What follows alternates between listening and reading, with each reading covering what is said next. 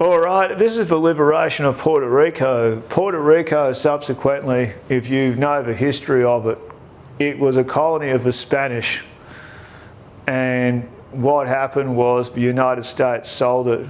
The United States brought it from the Spanish.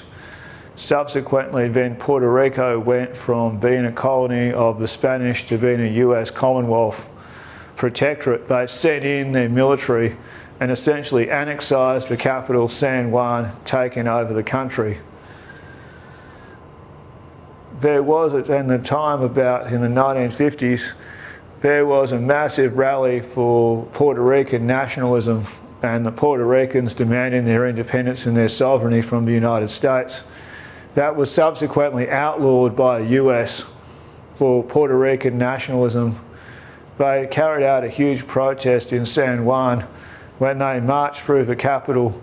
When they turned around the corner, the National Guard were waiting for them. They subsequently shot dead 25 people, killing them dead because they protested for Puerto Rican nationalism.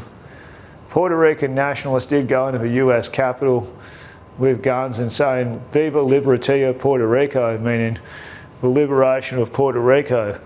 Puerto Rico, its status is that it's a US dependency, but Puerto Ricans in the United States can vote in elections. However, Puerto Rican people who are not in the United States on the island of Puerto Rico subsequently have no voting rights.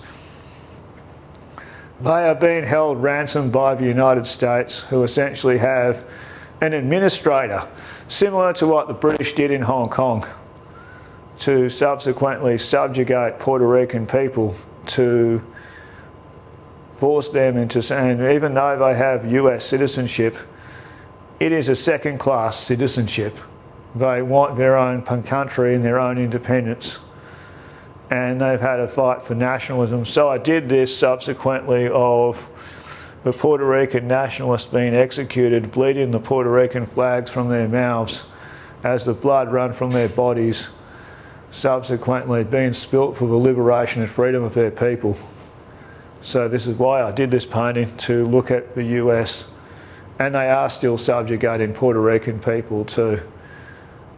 And one of their leaders was subsequently, Oscar Rivera Lopez, one of their leaders, was released from prison by Barack Obama when he was president at the end of his term, because it was also illegal for people to stand up to US rule and support Puerto Rican independence and nationalism. So it's a very important struggle for the last colony of Latin America to be free from US bastion of imperialism on their island.